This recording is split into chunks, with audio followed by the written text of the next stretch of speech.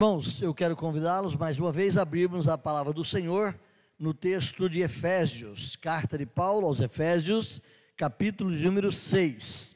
Estamos chegando no final dessa exposição, dessa carta. Nós começamos a expô-la dia 28 de agosto de 2022, portanto tem um ano e meio que nós estamos laborando e trabalhando na exposição, no conhecimento mais detalhado dessa carta de Paulo aos Efésios. Então, daqui a 2 domingos, nós encerraremos essa exposição de Efésios e nós queremos lembrar a igreja que nós voltaremos a expor o livro dos Salmos. Nós paramos no Salmo de número 49 há um ano e meio atrás, e nós voltaremos então a partir do Salmo 50 e caminharemos até o Salmo de número 65. Dará aí aproximadamente 3 meses, lá por volta de o início de março, nós estaremos mudando de novo de patamar de estudo e nós faremos uma sequência expositiva na carta de Paulo aos Hebreus. Então é um desafio também, são 13 capítulos, se nessa de 6 capítulos nós gastamos um ano e meio, se prepare para Hebreus, né? De repente a gente não faz tudo de uma vez só, vamos fazer mais parceladamente, mas vamos caminhar nessa carta que talvez poucos de nós conhecemos mais profundamente. Então, desde já eu quero desafiá-lo a estar lendo esses textos que vamos expor. A partir de dezembro, iniciaremos exposição em Salmo 50. Então vai lendo, Salmo 50 até o 65, terminou de ler, volta de novo, lê outra vez, e nós vamos caminhar na exposição desses 15 ou 16 salmos registrados ali no primeiro livro, ainda do livro de Salmos. Lembra que o livro de Salmos tem 5 livros. Ainda no primeiro livro, nós vamos estar caminhando nesse primeiro trimestre do ano de 2024. Mas se você tiver tempo e disponibilidade, já vai lendo Hebreus. Leia uma vez, volte, leia mais uma vez, volte, leia de novo. Quanto mais familiaridade tivermos com o texto, certamente mais facilidade teremos para compreender a palavra do nosso bom Deus. Então, meu querido irmão, irmã, esse é o nosso desafio. Conhecer a palavra, ler a Escritura e entendê-la cada dia mais e melhor, para assim podermos servir também melhor o nosso bom Deus. Efésios, abriu aí, capítulo de número 6, Efésios, capítulo de número 6, nós vamos ler apenas o versículo 17, a segunda parte. Lembra que na semana passada, no último domingo, nós expusemos a primeira parte do versículo 16, quando o apóstolo Paulo diz para os crentes ali: tomai também o capacete da salvação. Essa foi a nossa exposição na semana passada, tomai também o capacete da salvação. E, em síntese, nós entendemos que a proposição do versículo pode estar dizendo: tomai também o capacete que é a vossa salvação. Ou seja, assuma, vivencie, envolva-se, conheça mais a fundo, tenha segurança da sua salvação. E dissemos que um crente seguro da sua salvação é um crente que o diabo não tem tanto poder para derrubá-lo. Arma de defesa, a certeza da salvação. Hoje, como dissemos, vamos olhar a segunda parte do versículo, e eu quero que você leia as 2 primeiras palavras do versículo e pule para a espada do Espírito. Então, tomai também a espada do Espírito, que é a palavra de Deus. Vamos ler juntos assim?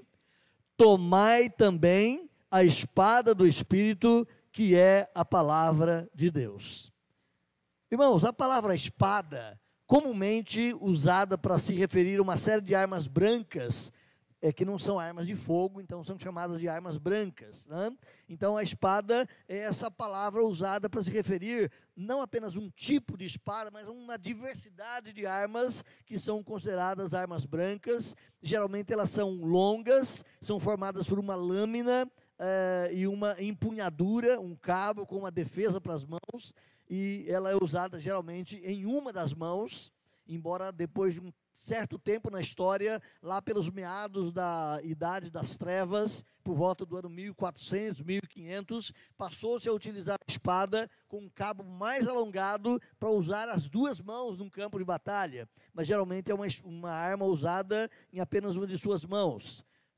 Então, ela também encarna ou traz como representante outros objetos que são também tidos como espada, por exemplo, o sabre, o florete, o gládio, o espadim, a katana e vários outros são os tipos de espada, cada uma mais longa, mais larga, de maior peso, de materiais diferentes, mas essa é a conhecida espada. Na época do Império Romano, era uma das armas mais poderosas de combate para o gladiador ou para o soldado em guerra.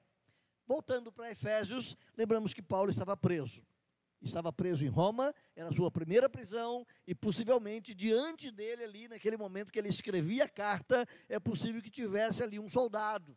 E olhando para aquele soldado, descrevendo ali as armas que o cristão deve ter para a sua defesa e para o seu combate, possivelmente Paulo estivesse então olhando aquelas peças da armadura do guerreiro e pensando de forma comparativa, figurativa, que assim como o cristão, assim como o guerreiro usa o cinto que albarda e segura toda a sua armadura, o crente também precisa usar um cinto, que é a justiça. Você tem aí no versículo a verdade, você tem no versículo 14. Ele deve também se vestir da couraça ou do peitoral à prova de pancadas, de bala, de espada, que deve ser a justiça. Ele deve calçar os pés, assim como o soldado é preparado com uma boa bota, um bom coturno. Lá na época era diferente, era uma sandália com caneleiras, mas assim como o soldado era bem preparado no seu calçado para pisar, para correr, para atravessar terrenos ou pisar em cima de coisas, assim o cristão também precisa estar bem preparado com o evangelho, para que ele possa vencer o inimigo. Paulo vai dizer que ele precisa embraçar o escudo de defesa, e o escudo é a nossa fé. Então Paulo vai descrevendo o soldado com as suas armaduras e fazendo as analogias corretas, aplicando cada armamento a uma figura e uma realidade da vida do crente. Tome o capacete que é a salvação, tenha certeza da sua salvação, e por fim agora Paulo diz, tomem também a espada do Espírito. Então é nessa conjuntura de estar preso, escrevendo aos irmãos e incentivando os irmãos a ter uma vida de vitória, é que Paulo faz toda essa descrição. Como já dito em outros momentos, Paulo descreveu 6 peças que compunham a armadura. O soldado romano tinha outras peças. Então você vai encontrar outras peças também presas no cinto, outros armamentos também utilizados pelo guerreiro, mas Paulo toma 6 dessas peças e faz uma analogia para que nós também nos apeguemos, não às armas materiais, físicas e bélicas, mas que nos apeguemos a armamentos que são defesa para a nossa vida no campo de batalha espiritual. Hoje, portanto, como dissemos ali, a espada do Espírito. Tomai também a espada do Espírito. Então, vou tratar aqui brevemente, como tenho feito nesses últimos momentos, 2 observações apenas. A primeira, a origem e uso da espada na história. A origem e uso da espada na história. Quando foi que se inventou uma espada? Na verdade, não existe um registro. A história não tem uma historiografia completa da espada, quem criou, quem inventou, qual era o material, qual foi o primeiro a usar esse tipo de armamento, mas a espada é um elemento bélico extremamente antigo. A palavra é derivada do latim spata, então lá do latim que vem para nós espada, lá do latim spata, que por sua vez vem do grego antigo spate, que também indicava esse tipo de arma. Ora mais curto, ora mais longo, ora mais largo, ora mais chato, mas uma diversidade de armamentos dessa natureza. Então a espada, na verdade, meus irmãos, como já dissemos rapidamente, como você já tem também na sua mente, ela é formada por uma lâmina comprida de metal, com gume ou de um lado ou dos dois lados, e dependendo do tipo da espada, ela tem corte de um lado ou de outro, ou dos dois. A espada mais antiga já encontrada, ela está guardada no museu, lá na Alemanha, e ela tem cerca de 3.000 anos antes de Cristo. Portanto, essa peça mais antiga já encontrada nesse formato de espada, ela tem para nós hoje 5.000 anos. Quantas e quantas foram as formas de espada já criadas em todo esse tempo? Essa espada é conhecida pelos historiadores agora como a espada anatoliana, porque ela é proveniente de Anatólia. Quem conhece um pouco da região da Ásia, onde era a antiga cidade de Éfeso, aquela região ali, nós vamos ter ali a província da Anatólia, que era uma província lá da antiga Ásia Menor, onde hoje é a Turquia. Então, essa espada que está lá no museu, ela é chamada de espada anatoliana, porque ela pertenceu àquele período e àquela região ali da atual Turquia. A espada era um instrumento bélico favorito na Idade Média, ou seja, era o principal instrumento de guerra lá na Idade Média. Quando foi mesmo a Idade Média? Então, nós temos a Idade Média dividida em dois padrões, em dois estamentos, em dois degraus. O primeiro degrau da Idade Média é chamado Alta Idade Média, é o tempo do grande poderio do Império Romano, e vai possivelmente até o ano 500, 600, é o chamado Idade Média Alta. E depois o Império Romano começa a decair, e ele acaba se desfazendo, tenta se remontar de outras formas, e esse período, então, que vem até praticamente os 1500, é chamado de Idade Média Baixa, ou seja, o declínio da Idade Média. Mas, nesse período de praticamente 1000 anos, você tem, então, a espada como sendo um dos principais instrumentos, um dos favoritos instrumentos de guerra lá naquela época. Só ganhava da utilidade da espada o arco e a flecha. Então, só para a gente lembrar como eram feitas as guerras naquele momento. Hoje as guerras praticamente se dão aqui por um computador, onde se mira mísseis e armamentos, defesa, quase que tudo de forma eletrônica, mas naquela época era corpo a corpo. Soltava-se batalhões e milhares de guerreiros contra outros milhares que se debatiam, se trombavam, e a luta era geralmente corpo a corpo. Quando você volta para ler Efésios, aqui no texto, Paulo vai dizer, porque a nossa luta, versículo 12, a nossa luta não é contra carne e sangue, e a palavrinha luta aqui é palê, lá no grego, que significa uma luta pessoal, é uma luta corpo a corpo, não é uma luta à distância, não é uma luta onde você lança granadas ou atira à distância no indivíduo, mas é aqui no corpo a corpo, no tete a tete com o seu inimigo. Então, assim eram as guerras nesse período romano. A espada, portanto, meus irmãos, é uma arma de curto alcance. O máximo que você pode alcançar é, quem sabe, com uma boa pontaria, atirá-la e, quem sabe, alcançar alguém mais distante. Mas, via de regra, a espada era um instrumento de curta distância. Você precisa estar muito perto com o seu inimigo. A espada, portanto, é uma arma extremamente perigosa, letal, lesiva e, bem trabalhada, levava, assim, à morte do seu opositor. Voltando um pouco mais para a história do Império Romano, vários foram os tipos de espadas que atravessaram a história daquele império e a história mundial, sendo que a que marcou época no Alto Império Romano, lá no período da grandeza do Império Romano, era uma espada chamada gladius. A espada gladius, ela não era muito longa, ela tinha por volta de mais ou menos 70 centímetros apenas de comprimento.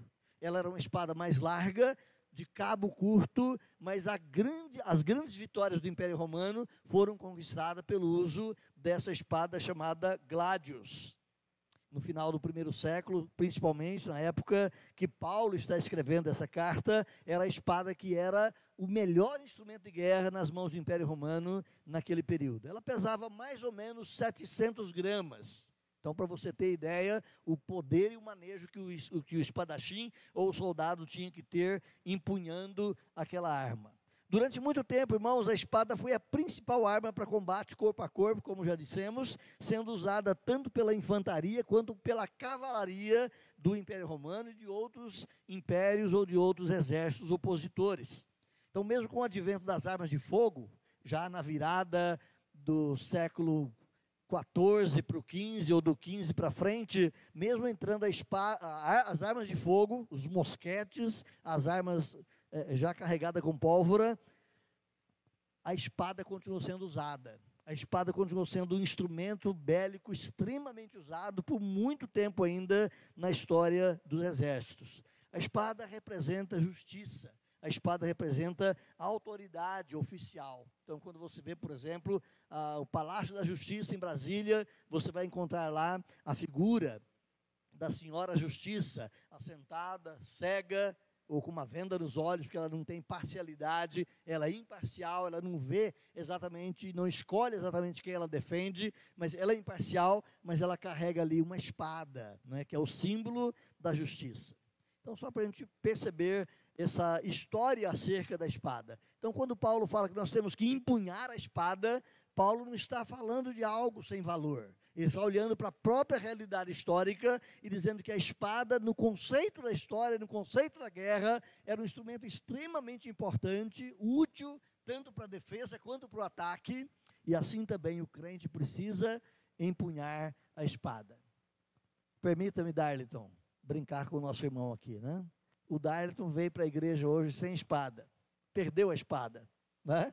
A espada é a palavra de Deus. Claro que ele tinha no celular, e mais importante é tê-la conosco, e não apenas o livro, né? Mas o símbolo da Escritura é a espada. Então diz aqui o texto, tomai também a espada do Espírito, que é a palavra de Deus. Nós precisamos saber usar a espada. Nós precisamos saber empunhar a espada. Nós meninos, principalmente, né, é bem possível que a maioria de nós meninos já brincamos de espada. Com um cabo de vassoura, com um pedaço de bambu, com alguma coisa lá na infância, ou na pré-adolescência, ou mesmo na adolescência, nós já brincamos disso. E não é tão simples assim, conseguir manejar bem e conseguir, quem sabe, ter avanço ou vitória numa situação dessa. É preciso muito trabalho para aprender de fato a arte da esgrima ou do espadachim, né? Então assim era também naquele período.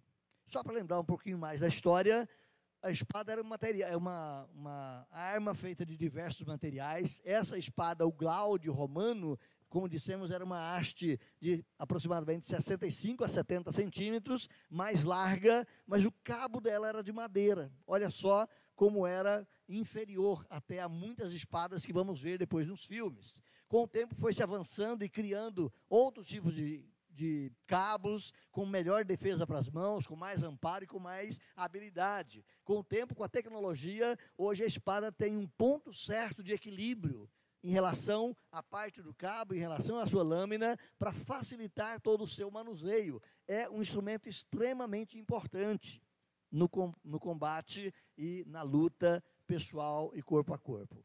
Hoje a espada não é tão usada, alguns exércitos, alguns pelotões, alguns grupamentos militares até embanham a espada mais como um demonstrativo de autoridade, de poder ou de ilustração do valor da arma do que do uso dela em si.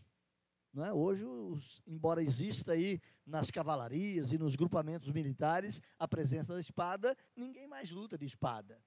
Mas era um instrumento extremamente importante que correu na história durante aí uns 3 ou 4 mil anos. O seu uso foi extremamente importante. Então, saber manejar uma espada era uma necessidade de todo ser humano. Hoje, a necessidade de todo ser humano é saber manejar bem um celular, um tablet, um computador, né? Mas naquela época, qualquer cidadão precisava saber manejar bem uma espada. Era o seu instrumento de defesa, era a sua arma de defesa ou de ataque, num caso de necessidade. Segundo momento que eu quero trazer conosco, irmãos, brevemente também, é a espada do Espírito, que é a palavra de Deus. É isso que nos importa.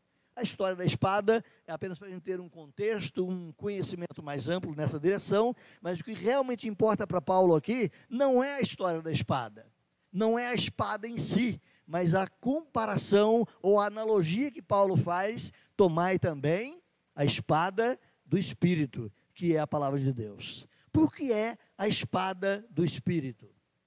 Então, alguns comentaristas, irmãos, eles vão entender que a Bíblia é chamada de espada do Espírito, porque o Espírito Santo usa a Escritura para a nossa defesa. ou para o ataque contra as inverdades, mentiras e proposições erradas do inimigo contra nós cristãos.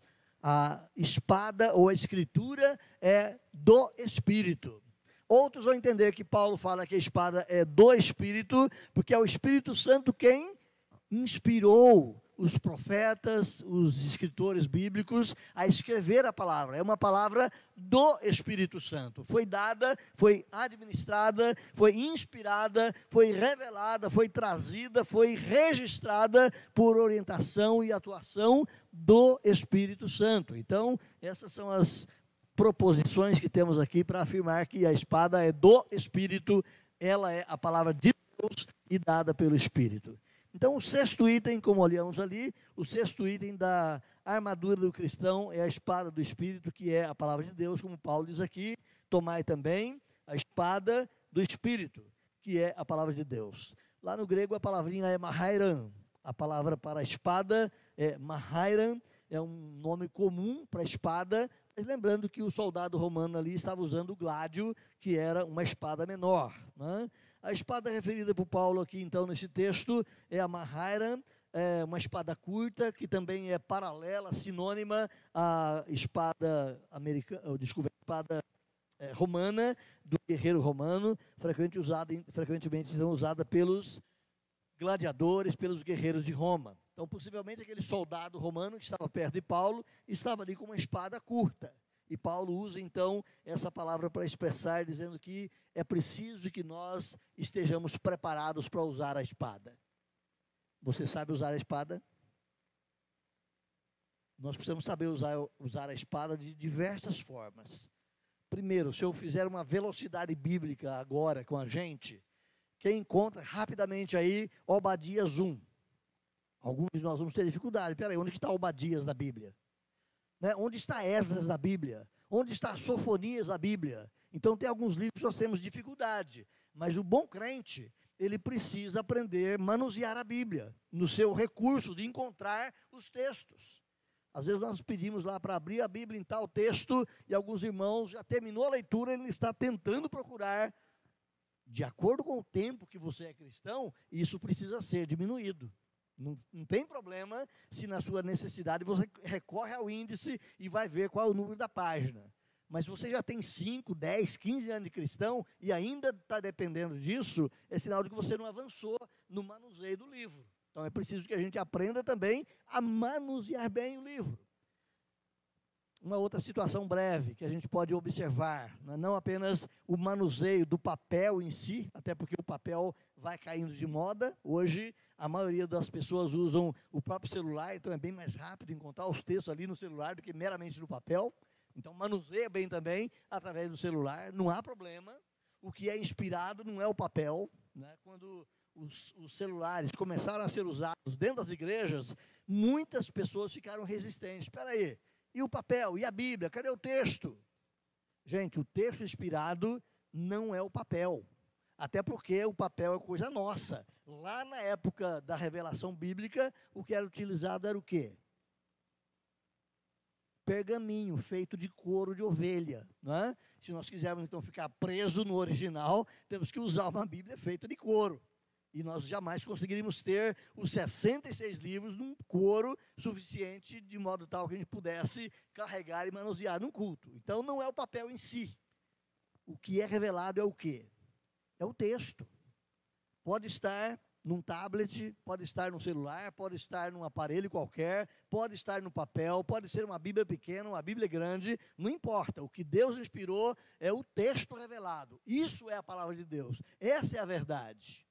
Agora, é claro que nós devemos ter todo o respeito, seja com a Bíblia no celular, seja com a Bíblia no papel, qualquer que seja o formato da palavra de Deus, nós devemos ter o devido respeito com ela. Não posso arrancar páginas da Bíblia para embrulhar ovos, para vender para a vizinhança. Não posso arrancar páginas da Bíblia para fazer qualquer outro uso. É um material que foi separado para resguardar em si a palavra de Deus. Preciso ter o devido respeito com ela. Não é? Então, apesar do tipo de Bíblias que podemos ter hoje, ela é a palavra de Deus. Não importa qual o formato, qual é o mecanismo que ela está sendo utilizada, mas ela é a palavra de Deus. Então, só voltando aqui à questão, meus irmãos, quando Paulo fala que a espada é do Espírito, primeiro, é porque ela é inspirada pelo Espírito. Segundo, porque o Espírito Santo usa na vida do crente as verdades da Escritura para abençoá-lo, para uma vida de vitória, para uma vida de avanço, para uma vida de conquista, para uma vida de evangelismo. Então, é a palavra de Deus que o Espírito Santo usa. Quando Jesus estava para partir, ele vai trabalhar especialmente aí nos capítulos 13 a 19 de João, e vai dar uma série de informações. Esses capítulos 13 a 19 de João, tudo compõe uma única semana na vida de Jesus, a última semana. E naquela descrição dos ensinos de Jesus, naquele período, ele fala: quando o Espírito Santo vier, ou quando o Consolador que eu enviar vier, ele vos fará lembrar de todas as coisas que eu vos tenho ensinado. Como é que nós registramos o que Cristo nos ensinou? Pela palavra. Eu tenho falado aqui algumas vezes a título de indagação, de inquirição, né? Do que é que você lembra? Parece que a pergunta ficou faltando um pedaço. Do que é que a sua mente é capaz de lembrar? Daquilo que você já viu, já apalpou, já escutou, já cheirou. A sua mente lembra daquilo que está dentro dela. Como é que o Espírito Santo vai fazer você lembrar da Escritura se você não tem a Escritura na sua mente? Se você não lê a Bíblia? Se você não se importa em saber o que Deus revelou? Se você não se importa em conhecer a palavra de Deus? Como é que o Espírito Santo vai fazer você lembrar daquilo que você não possui? Então, na hora da necessidade, o Espírito Santo, que é também Deus, ele vai nos fazer lembrar daquilo que nós temos recebido da Escritura. Ele não vai fazer mágica e fazer você lembrar de coisas que você nunca leu. Ele não vai fazer milagre e fazer você lembrar daquilo que você nunca parou para ler na Escritura. Mas quando você é um cristão sério, devoto, amadurecido, que tem consagração e dedicação em conhecer Deus, você lê a Escritura. Se você tomar o boletim nas suas mãos, eu faço isso todo ano, desde que eu cheguei aqui, tem 12 anos. Eu tenho a Bíblia para ser lida todo ano, se você acompanhar a leitura do quadrinho que você tem aqui atrás. Você vai terminar dia 31 de dezembro, dia 1º de janeiro, começa de novo. E lá em 31 de dezembro, se você acompanhar as leituras, você vai ter lido a Bíblia toda no ano. Quem já leu a Bíblia toda no ano aqui? Ninguém? Então esse desafio está de pé. Opa, tem uma pessoa aqui que leu, né? Esse desafio está de pé. Você precisa ler a Bíblia. O Espírito Santo vai fazer você lembrar na hora da necessidade do que você está lendo, do que você está recebendo, do que seus olhos estão vendo. Então essa é uma arma que o Espírito Santo usa na sua vida, mas você precisa manusear essa espada. Você precisa se envolver com o uso dela. Então, meus queridos irmãos, essa espada que é o Evangelho, quando nós falamos aqui Evangelho, não significa apenas os 4 livros que relatam a vida de Jesus, e nem apenas o conteúdo daquilo que Cristo ensinou, mas o Evangelho é toda a Escritura. Tem gente que fala que no Velho Testamento é a lei, o Novo Testamento é o Evangelho. Mas existe lei no Novo Testamento? Sim ou não? Sim. Mandamentos de Cristo são leis. Existe graça no Velho Testamento? Existe amor de Deus presente no Velho Testamento? Existe Evangelho no Velho Testamento? Existe a Boa Nova presente lá? Sim. Então o Evangelho e lei são a mesma realidade vertida, revelada e trazida por Deus. Quando Paulo fala, então, o Evangelho é toda a Escritura. Por isso Paulo vai dizer no outro texto que toda a Escritura é inspirada por Deus.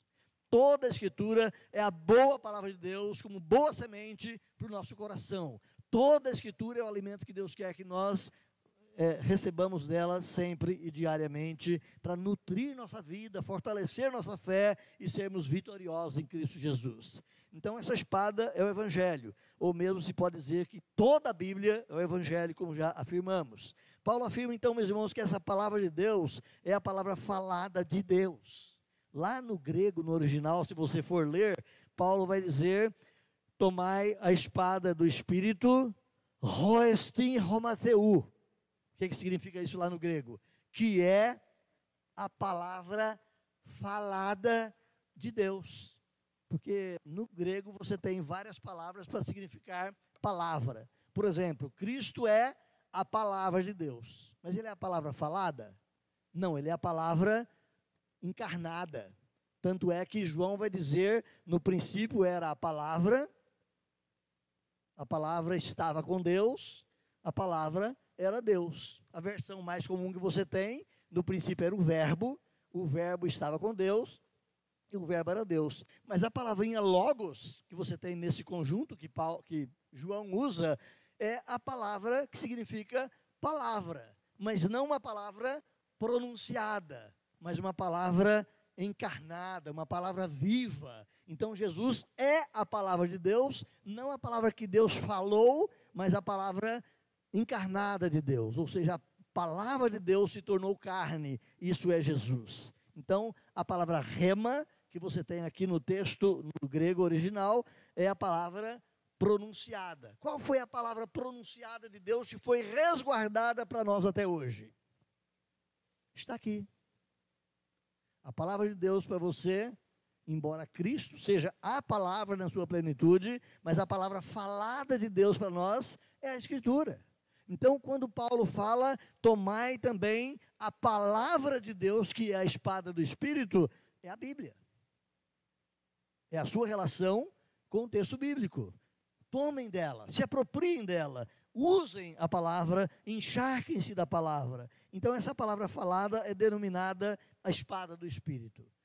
A palavra que Deus vai usar para dar vida para você, a palavra que Deus vai usar para dar vitórias para você, é o texto bíblico. Não é mágica, mas é a aplicação do texto na sua vida. Não é apenas um milagre que Deus faz através do texto em si, mas é aplicando as verdades dele ao seu coração, às suas necessidades, aos seus embates espirituais. Então a palavra falada é denominada a espada do Espírito, como já dissemos, porque ela foi dada pelo Espírito, foi inspirada pelo Espírito e ela é usada pelo Espírito para abençoar a vida do crente. Abra sua Bíblia aí, segunda carta de Paulo a Timóteo.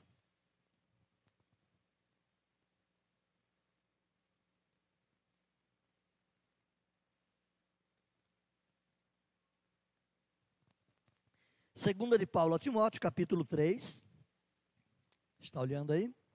Segunda de Paulo a Timóteo, capítulo 3, versículos 16 e 17, Paulo diz assim: toda a Escritura é inspirada por Deus e útil para o ensino, para a repreensão, para a correção, para a educação na justiça, a fim de que o homem de Deus seja perfeito e perfeitamente habilitado para toda boa obra. Então toda a Escritura é a palavra de Deus, e toda a Escritura ela é inspirada, dada por Deus através do Espírito, para que nós sejamos fortes na vida cristã, vitoriosos contra o pecado, vitoriosos contra o diabo. Segunda Pedro, olha lá, segunda de Pedro, capítulo 1, versículos 20 e 21, também é um texto bem conhecido por você.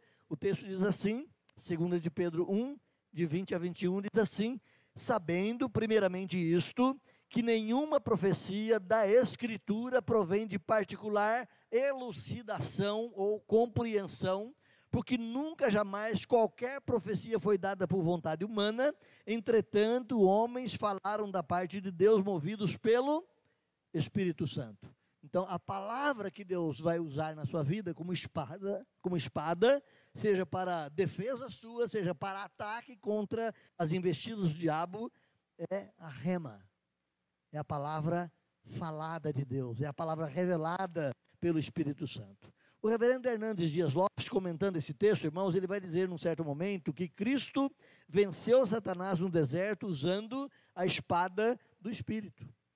Lembra das tentações de Jesus no deserto? Satanás vinha para Jesus e dizia: olha, faça tal e tal coisa, você não é filho de Deus? Então ali na Escritura, no texto de Mateus especialmente, você vai encontrar a preposição se. Se tu és o filho de Deus, não é assim que você lê lá? Se tu és o filho de Deus, transforma as pedras em pão. Se tu és o filho de Deus, pula daqui para baixo, se tu és o Filho de Deus, e daí o diabo tenta Jesus nessa preposição condicional, se. Lá no grego, essa preposição ela tem esse conceito também, de ser uma dúvida. Se tu és o Filho de Deus, faça isso. Você não é? Então, se você é, faça isso. É lançar uma dúvida. Ela tem esse sentido também, mas lá no grego também, a mesma preposição ean, ela tem o sentido de visto que, já que, não no sentido de lançar uma dúvida, mas no sentido de fazer uma afirmativa. Aí eu volto para você, qual talvez seria a melhor leitura do texto, olhando essa situação? O diabo conhecia Jesus? Ou estava conhecendo ali no deserto? O diabo sabia quem era Jesus? Claro que sim. Pelo estudo da Escritura, nós vamos entender que o diabo, antes da sua queda e se transformar num demônio, essa pessoa era um ser criado por Deus, perfeito, bonito, belo, inteligente, e que servia para a glória de Deus lá nas raias celestiais. Não é? Ele sabia quem era o Deus Filho, já que lá você tem o Deus Pai, Deus Filho, Deus Espírito Santo. Satanás, antes da sua queda, convivia com as três pessoas da Trindade e sabia muito bem quem era o Logos de Deus, sabia muito bem quem era o Verbo divino, sabia muito bem quem era Jesus Cristo. Talvez lá na eternidade ele não usasse o nome de Jesus, porque o nome de Jesus é um nome humano, para dizer que ele é o Salvador. Não é? A palavra Jesus significa Salvador ou salvação, tá? Então, o diabo sabia quem era Jesus. Quando Jesus é encarnado, você percebe o diabo perseguindo essa criança que é o Filho de Deus, que viveu eternamente lá e agora estava fisicamente aqui. Na matança ou na tentativa de matança das crianças ali ainda com 1 ano, 2, o alvo era quem? Jesus. O diabo sabia quem era esse menino, sabia que ele tinha descido do céu para cumprir a missão salvadora, e ele queria cortar no talo, cortar na base, porque a obra salvadora não se realizasse. E você vai encontrar essa perseguição o tempo todo na vida de Jesus. O diabo sabia sim quem era Jesus. E Jesus então é tentado pelo diabo naquela construção que falamos ali, já que você é o Filho de Deus, ou visto que você é o Filho de Deus, eu sei que você é, então faça isso. Não é? Então nós podemos entender, tanto na afirmativa de que o diabo sabia, já que você é o Filho de Deus, quanto nós podemos usar também no campo da dúvida, porque Jesus ali era uma figura também humana. E o diabo queria, quem sabe, confundir essa figura humana e divina no seu propósito. Se você é mesmo Filho de Deus, será que você é mesmo? Então, se você é, e o diabo trabalhava ali tentando Jesus. Mas a questão final aqui é como o reverendo Hernandes diz, que Jesus venceu o diabo exatamente com a Escritura. Visto que você é o Filho de Deus, ou se você é o Filho de Deus, faça isso, faça isso, faça aquilo. Qual era a ação de Jesus Cristo? Está escrito. Onde está escrito? Na Escritura. A palavrinha que Jesus usa ali para falar com o diabo é uma ideia do pretérito perfeito da nossa gramática brasileira, só que o grego é muito mais completo e a expressão lá é gegraptai. Essa palavrinha gegraptai, ela significa está escrito e continua escrito. Está escrito e continua valendo, ou seja, a palavra de Deus não passa. Aquilo que foi dito continua sendo verdade, continuará sendo verdade. Então, o que Deus disse é a verdade de Deus e nós temos que submeter a essa verdade. A palavra não passa, a Escritura não passa. E Jesus, no Sermão do Monte, ele vai dizer isso. Mesmo que passe os céus e a terra, as minhas palavras não passarão. No outro momento, ele vai dizer que nenhum ti e nenhum i, nenhum ti e nenhum i vai ser arredado da lei, mas que tudo vai se cumprir. Então a palavra de Deus, ela é eterna. Pedro vai dizer isso nesse contexto aí da sua carta. A palavra de Deus vive e é permanente. É com essa palavra e com a palavra escrita. Jesus citou a palavra escrita. Vai lá para Mateus 4 depois na sua casa, faça o checklist, olhe o texto que Jesus citou, e ele vai citar exatamente o texto escrito. A palavra rema, a palavra escrita ou falada de Deus, essa é a palavra que eu preciso conhecer. Essa é a palavra que você precisa conhecer, e essa é a palavra que o crente deve usar na sua luta contra o diabo. Então o Espírito Santo, irmãos, é ele que habilita o salvo, é ele que utiliza-se da palavra escrita de Deus para que o salvo possa ter vantagem sobre o inimigo. O Espírito Santo habilita o salvo e usa a palavra escrita para que o salvo possa ter vantagem sobre as tentações de Satanás. Não podemos ignorar aqui o fato da presença íntima de Deus em nossa vida, porque é somente através desse poder espiritual, que é o próprio Espírito de Deus, que a palavra pode ser de fato usada. Eu não vou citar o nome, mas eu vou deixar em aberto, né? Existe um filósofo no Brasil, muito conhecido, muito consultado, muito chamado para as palestras e tudo mais. Ele conhece a Bíblia com muita profundidade. Mas ele é um homem que vive totalmente fora dos valores morais da Bíblia. Mas ele conhece a Bíblia.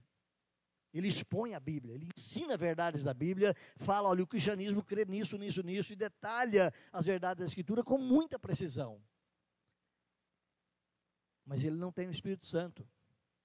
Ele pode até ensinar as teorias a respeito, mas ele não tem o poder do Espírito na vida dele, porque ele não é uma pessoa de Deus. Então não adianta apenas saber a Bíblia, saber a letra, é preciso ter o Espírito, que é aquele que inspirou a palavra, para que essa palavra tenha poder na nossa vida pessoal ou da nossa vida em relação a outra pessoa. O Espírito Santo nos dá a palavra e torna eficaz essa palavra em nossa vida, faz com que nós sejamos vigorosos e vitoriosos no uso da palavra. Então é o Espírito Santo que interpreta os ensinos de Deus, faz-nos entender e faz-nos aplicar essas verdades na nossa vida, ou como dissemos, da nossa vida para uma outra vida próxima a nós. Russell Champlin, que também é um comentarista bastante conhecido no Brasil, ele vai dizer que é o Espírito Santo quem torna a palavra de Deus uma força viva e vital em nossa vida diária, porque a palavra ela é vitalizada pelo Espírito, a espada do Espírito, que é a palavra de Deus. Paulo enfatiza aqui, então, meus irmãos, que a espada do Espírito é a palavra de Deus e ela é uma arma na mão do crente. É uma arma de defesa, a espada pode amparar o golpe do inimigo. Para lá, Satanás, está escrito isso ou aquilo, não é? Você pode amparar o golpe, ou também ela é uma arma de ataque contra as mentiras, contra as ciladas, contra os enganos que Satanás lança contra o povo de Deus. Você não vê Satanás pessoalmente, mas ele está o tempo todo a nos rodear. Você não vê pessoalmente esse ser espiritual, mas ele está o tempo todo à nossa volta, também tentando nos combater. E é com a verdade de Deus que nós podemos derrubar as falácias, os enganos que o diabo lança contra o seu povo, contra a igreja, contra o povo de Deus. Tomai também a espada do Espírito, que é a palavra de Deus. Corre comigo lá para Timóteo mais uma vez. Segunda carta de Paulo a Timóteo, capítulo 2, versículo 15. Alguns vão dizer, Paulo estava dizendo aí para Timóteo. Mas eu pergunto, o que Paulo disse para Timóteo não é para mim? O que Paulo disse para Timóteo também não é para você? A palavra de Deus, ela é extemporânea. Ela não pertence apenas a um tempo, embora tendo sido escrita dentro de um tempo, mas ela pertence à igreja em todos os tempos. Então Paulo vai dizer assim para Timóteo, procura apresentar-te a Deus aprovado como obreiro que não tem do que se envergonhar, mas que maneja bem a palavra de Deus. Seja um obreiro aprovado. Isso aí é coisa para pastor, né? Isso é coisa para quem fez teologia, para quem fez seminário. Você não é um obreiro de Deus? Sim ou não? Sim, não importa. Você é um obreiro de Deus, está nas fileiras da guerra do Senhor, pertence ao exército de Cristo e está combatendo os poderes das trevas. Cada um de nós temos que manusear bem a espada. Então eu disse que você precisa saber encontrar Obadias, tem que saber encontrar Sofonias, tem que saber encontrar Ageu, tem que saber encontrar Esdras, tem que saber encontrar Neemias, tem que saber os versículos. Mas muito mais do que isso, você precisa conhecer o conteúdo. o que é que a Bíblia ensina. Só para a gente ver, meus irmãos, o tamanho da ignorância que existe no meio do povo de Deus, eu me lembro que lá nos idos de 2000, isso aconteceu lá onde eu trabalhava, em outro estado, né? Não sei se aqui a coisa passou por aqui também, mas na virada de 99 para 2000, começou a haver uma expectação no ar, porque de 2000 a 2000 chegará, mas de 2000 não passará, está na Bíblia. Diziam os incautos, diziam muitos crentes.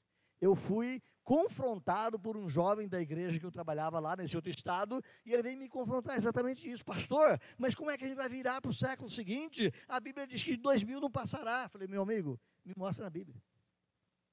Qual é o versículo que está escrito isso na Bíblia? Então, muitas coisas são ditas em nome da Bíblia que não estão na Bíblia. E tem muitos crentes que fazem afirmações que não estão na Bíblia. Por quê? Porque não sabem manusear a palavra. Porque não leem de fato a palavra. Não conhecem verdadeiramente os ensinos da palavra de Deus. Dr. William Hendrickson foi um pastor também presbiteriano, americano, já falecido, e ele vai dizer assim um dos seus comentários nesse texto, que os soldados de Cristo manejam a palavra, obedecem-na, guardam-na em seus corações e levam-na a todas as nações, esgrimindo ou utilizando como uma espada, esgrimindo essa poderosa espada. Paulo e os seus companheiros ganharam surpreendentes vitórias, e qualquer vitória que esteja sendo conquistada hoje, seja em nosso país, no caso dele, Estados Unidos, ou em países distantes, é o resultado do manejo dessa única espada. A igreja precisa ser vitoriosa, e ela só pode ser vitoriosa usando bem a espada. Quando você olha para o contexto brasileiro, pergunto, a espada tem sido bem usada pela igreja no Brasil? São só verdades claras, límpidas e transformadoras que a igreja tem pregado? Ou a igreja tem pregado muita heresia por aí? Tem pregado muita coisa que não tem nada a ver com o evangelho. Tem usado a espada de maneira tão indecorosa. A igreja, muitas vezes, meus irmãos, não usa bem a espada. E nós precisamos conhecê-la, precisamos discerni-la, precisamos entendê-la. Então a espada, como arsenal de combate, é uma arma, como já dito, tanto de ataque quanto de defesa, e ela tem o objetivo de nos dar vitória, seja atacando o inimigo, seja defendendo do inimigo. A palavra de Deus é essa arma de guerra, e ela atende também a esses dois propósitos da espada material, tanto ataque quanto defesa.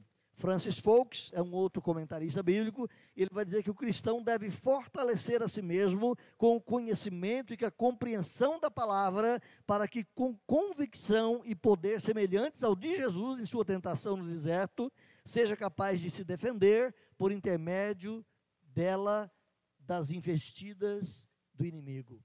O crente precisa conhecer a palavra. O crente precisa saber o que é que a Bíblia diz. O que a Bíblia diz sobre tal matéria? Você precisa saber disso. Isso não é assunto do pastor. O que a Bíblia diz sobre tal área da vida social? Você precisa conhecer isso.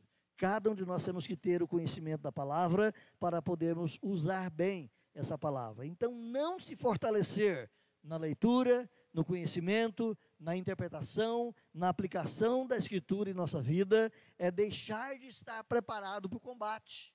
O crente que é relapso no estudo da Escritura é um crente que não está preparado para a guerra espiritual, e muitas vezes o diabo tem vitória sobre ele. Muitas vezes o diabo lança esse indivíduo, essa pessoa, numa vida pobre, mesquinha, miserável.